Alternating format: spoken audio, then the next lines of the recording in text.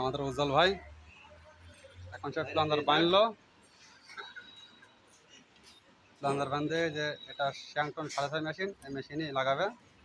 এই মেশিনটা কাজ কাম করছে, কমপ্লিট করছে। তো আপনাদের দেখাচ্ছে, আপনারা দেখেন।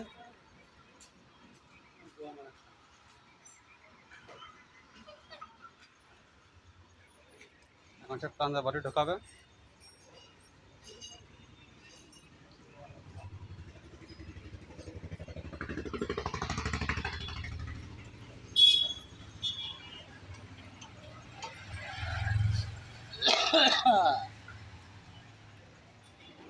সে খুবই রোমাঞ্চিত তাকে নিয়ে ভিডিও বানানোর জন্য।